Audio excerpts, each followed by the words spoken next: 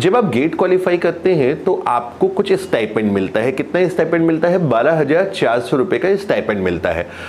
क्या ये stipend sufficient है? जब हम गेट क्वालिफाई करके किसी संस्था में एडमिशन लेते हैं, चाहे वो एनआईटी हो, आईआईटी हो, सेंट्रल यूनिवर्सिटी हो या कोई स्टेट यूनिवर्सिटी हो, हमको 12,400 रुपये तो मिलता है, लेकिन उसके अगेंस्ट में हमें कुछ फीस भी देनी होती है, जो ट्यूशन फीस होती है, इंस्टीट्यूट फीस होती है, हॉस्टल फीस होती है, मेस फीस होती है। एंड ऑब्वियसली बीटेक करने के बाद, इंजीनियर बनने के बाद बहुत कम स्टूडेंट ऐसे होंगे जो चाहते होंगे कि सर हम अपने पेरेंट्स से पैसा ले, हम अपने परिवार से पैसा ले।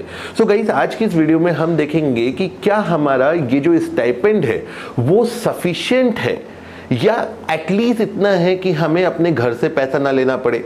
ये बात को देखने के लिए आज की इस वीडियो में हम आईआईटी रुड़की, आईआईटी मद्रास की टोटल फीस देखेंगे with maths, hostel, everything.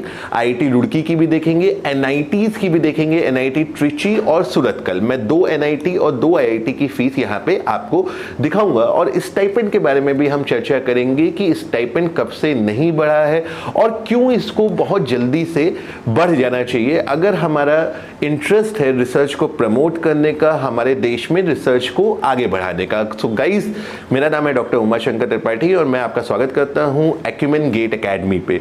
So guys, शुरुआत करते हैं एक न्यूज से। न्यूज थोड़ी सी पुरानी है, 2023 की है। So IIT Delhi protest again stipend hike delay.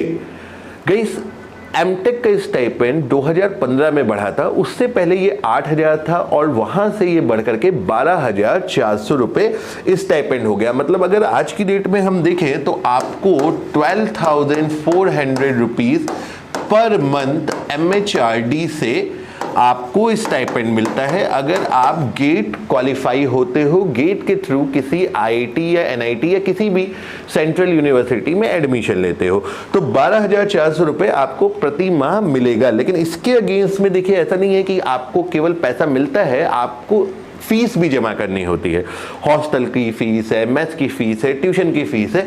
तो अगर हम फीस की बात करें तो देखिए, ये आईआईटी रुड़की की आपकी सेमेस्टर की फीस है। आपको जान करके बड़ी हैरानी होगी कि एनआईटीज की जो फीस है वो आईआईटी के कंपैरिजन में लगभग डबल है। अगर स्टाइपेंड के कंपैरिजन में बात करें तो अगर आप एनआईटी में एडमिशन लेते हो और आप सोच रहे हो कि पेरेंट्स से पैसा नहीं मांगना पड़ेगा तो शायद ये थोड़ा सा नामुमकिन सा लगता है। सो आइए सबसे पहले आईआईटी रुड़की की फीस देखते हैं। तो आईआईटी रुड़की की अगर हम बात करें तो पहला सेमेस्टर जब आप एडमिशन लोगे तो आपको 63,850 रुपए देने पड़ेंगे। देखिए, मोटी मोटी बात करते हैं और यहाँ पे आपका हॉस्टल, मेस वगैरह सब यहाँ पे इंक्लूड है और इसमें हमारी कुछ ऐसी भी फीस होती है जो एक ही बार आपको देनी होती है। जैसे देखो, कुछ तो रिफंडेबल अमाउंट है, जैसे 3,000 रुपए तो रिफंडेबल है जो आपको बाद में आपकी डिग्री खत्म होने के बाद मिलेगी और इसके अलावा एडमिशन के वक्त आपको 6,000 रुपए और यहाँ पे देने पड़ते हैं। मतलब अगर पहले सेमेस्टर की बात करूं तो पहले सेमेस्टर में आपको 63,850 रुपए देने पड़ेंगे under dining and residing category. मतलब यहां पे हॉस्टल में सब इंक्लूड करके आपको 63,850 रुपए देने पड़ते हैं। 63,850 रुपए पर सेमेस्टर आपको यहां पे आईआईटी रुड़की की अगर हम बात करें तो देने पड़ते हैं। अगर हम बात करें आईआईटी मद्रास की तो आईआईटी मद्रास में आपको अगर टोटल फीस की बात करूं तो यहाँ पे देखो 16,000 तो वन टाइम फीस है, चलो इसको भी शामिल कर लेंगे, और ट्यूशन फीस वगैरह और ये मिला करके ये बन जाता है आपका 40,500 रुपए। सो अगर हम बात करें तो 61,500 रुपए जनरल कैटेगरी स्टूडेंट्स को। अगर हम रिजर्व कैटेगरी की बात करें तो उनका फीस कम है, 36,500 है। बेसिकली किसी भी आईआईटी एनआईटी में जनरली जो रिजर्व कैटेगरी स्टूडेंट होते हैं, एससी एसटी स्टूडेंट्स होते हैं, उनका ट्यूशन फीस माफ कर दिया जाता है। तो जो भी फीस होती है minus tuition fees reserve category के स्टूडेंट्स के लिए होती है। सो जनरल कैटेगरी के स्टूडेंट की बात करें तो 61,500 रुपए देने पड़ेंगे और इसके ऊपर आपको हॉस्टलर चार्जेस, मतलब हॉस्टल में रहने वहने के चार्जेस जो हैं और मेस वगैरह के जो चार्जेस हैं वो 37,000 रुपए आपको यहाँ पे देने पड़ते हैं। यानी 60,000 और लगभग 38,000 रुपए पकड़ लेते हैं, ठीक है। तो 61,000 एंड प्लस 38,000, तो ये आपका कितना हो गया? ये हो गया आपका लगभग 99,000। तो ये आईआईटी रुड़की की फीस है ना। आईआईटी मद्रास की फीस लगभग 99,000 आपकी इंक्लूडिंग क्या हो गई, इंक्लूडिंग मेस, हॉस्टल, ये सारी चीज़ों को इंक्लूड करते हुए हो गई। इसके अलावा अलग अलग IITs की अलग अलग फीस है, अगर आप कहेंगे तो हम आगे के वीडियोस में जरूर बताएंगे, just for a reference point हम इसको ले रहे हैं। अब NIT की फीस की अगर हम बात करें तो NIT में हमको कितनी फीस लगती है, तो NIT ट्रिची की फीस देखते हैं सबसे पहले। तो NIT ट्रिची में अगर हम सारी चीज़ों को जोड़ दें, semester fees, tuition fees, one time fees, refundable amount, सब कुछ जोड़ करके आपको 90,450 रुपये लगता है, और इसमें हॉस्टल का मेस वगैरह इंक्लूड आपका नहीं है। अगर NIT ट्रिची की मेस की फीस की बात करें तो यहाँ पे आपको ये हॉस्टल फीस नजर आ रही है 53,000 रुपये, यानी 90,000 प्लस 53,000 के करीब, यानी 1,43,000 रुपये आपको भरने पड़ेंगे अगर आप NIT ट्रिची में एडमिशन लेते हो। अगर NIT सूरतकल की फीस देखें तो NIT सूरतकल की आपकी यहाँ पे, ये तो हॉस्टल फीस है, सो इंस्टीट्यूट फीस देख लेते हैं NIT सूरतकल की। तो NIT सूरतकल की अगर हम इंस्टीट्यूट फीस देखें तो देखिए ये आपका वहाँ का सर्कुलर है। सो ये आ रही है आपकी टोटल हॉस्टलर टोटल फीस, मतलब यहाँ पे आपकी जो फीस आ रही है वो 1,05,270 रुपये फीस आ रही है। और इसमें आपका देखिए, अगर आप देखें तो इसमें मेस इंक्लूडेड नहीं है, मतलब विदाउट मेस 1,05,270 रुपये की आपकी यहाँ पे फीस है। और इसके अलावा अगर हम यहाँ पे देखें तो बेसिकली आपका मेस की फीस 22,000 रुपये है। देखिए ये 35,310 हॉस्टल फीस उधर इंक्लूड थी, तो 1,05,000 प्लस 22,000 मतलब लगभग आपका हो गया 1,27,000 रुपये के करीब आपकी NIT सूरतकल की फीस है, राइट। ये आपकी 6 महीने की IIT और NIT की फीस होती है। सो गाइस एक बात तो साफ है कि यहाँ पे NIT जो फीस लेते हैं आपसे वो डेफिनेटली IIT की फीस से ज़्यादा लेते हैं। अगर IIT मद्रास, IIT रुड़की की फीस का कंपैरिजन हम NIT की फीस से करें तो ये लगभग कुछ इस तरीके की फिगर यहाँ पे बन के आती है।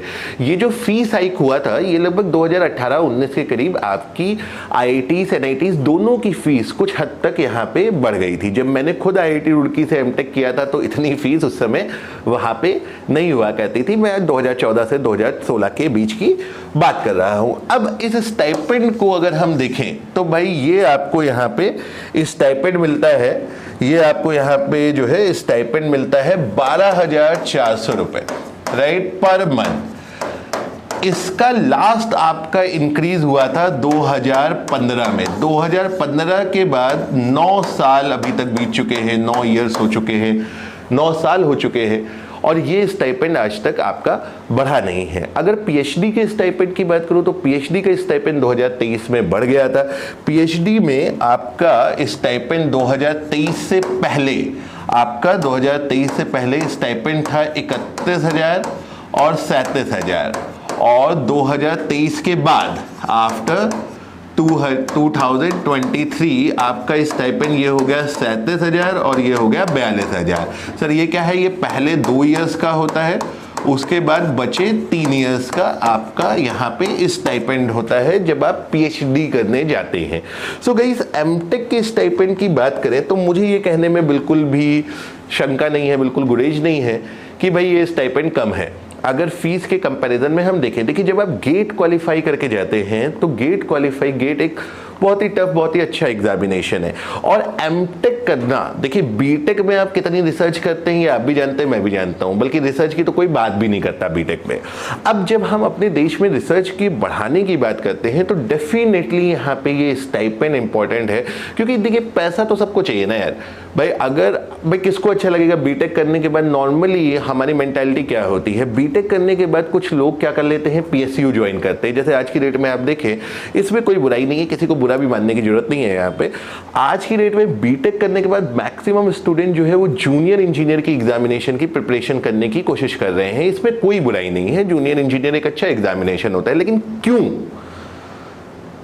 ऐसा क्यों कर रहे हैं? जूनियर इंजीनियर की जो पोजीशन है वो नॉर्मली डिप्लोमा होल्डर्स वहां पे मिनिमम एलिजिबिलिटी क्राइटेरिया रखते हैं, यानी जब कोई बीटेक होल्डर एक डिप्लोमा होल्डर की जॉब, मतलब जूनियर इंजीनियर की जॉब ज्वाइन करता है, मतलब अपनी क्वालिफिकेशन से नीचे की जॉब करने की कोशिश कर रहा है। तो ऐसा क्यों हो रहा है? क्योंकि उसका एक कारण ये भी है कि लोगों का इंटरेस्ट एमटेक या एमएस की तरफ कम जाता है। क्यों कम जाता है? क्योंकि यहाँ पे देखिए, अगर हम प्लेसमेंट्स की बात करें तो प्लेसमेंट के बारे में चैनल पे बहुत सारी वीडियोस मैंने बनाई हैं, आप कमेंट्स में बताइएगा तो और वीडियोस भी बना देंगे। लेकिन उन प्लेसमेंट्स के साथ साथ देखिए, बीटेक करने के बाद और गेट जैसा एग्जाम क्वालिफाई करने के बाद डेफिनेटली एक स्टूडेंट डिजर्व करता है कि उसे अपने घर से पैसे नहीं मांगने पड़े, और उसके लिए एमटेक का स्टाइपेंड का बढ़ना बहुत ज़रूरी है। और अभी तो ऐसे कोई न्यूज़ नहीं है, ऐसी इसकी तो कोई चर्चा भी नहीं करता कि भाई स्टाइपेंड बढ़े या ना बढ़े। तो मेरे दिमाग में कैसे आ गया? क्योंकि मैं कई सारे रिसर्च ग्रुप में, बीइंग IITian, कई सारे रिसर्च ग्रुप में जुड़ा हुआ हूँ जिसमें अक्सर इस बारे में बात होती रहती है। काफ़ी सारे जो रिसर्च स्कॉलर्स वगैरह होते हैं, जो PG रिसर्चर्स होते हैं, मतलब पोस्ट ग्रेजुएट रिसर्चर्स होते हैं, एमटेक कर रहे होते हैं, उनकी फैमिली में कई सारी परेशानियां होती हैं, काफ़ी सारी दिक्कतें आती हैं। तो इसके लिए ये स्टाइपेंड मेरे हिसाब से डेफिनेटली बढ़ना चाहिए। गाइस, आप अपनी जो भी सलाह है, जो भी आपको लगता है, वो जरूर आप कमेंट पे बताइए। और आपको लगता है कि हमें इसके ऊपर और भी कोई वीडियो बनानी चाहिए या और भी इसके संदर्भ में कोई बात करनी चाहिए तो आप जरूर बताएं। आज की वीडियो में मैंने आपको NIT की फीस और IIT की फीस का एमटेक करने के लिए एक कंपैरिजन भी दिया, ताकि आपका एक माइंड मेकअप रहे कि आप अगर एमटेक करने की सोच रहे हैं, MS करने की सोच रहे हैं, तो आपके ऊपर कितना पैसे का बोझ आने वाला है। So guys, with this, thank you very much, have a good day. Channel को जरूर सब्सक्राइब करिएगा।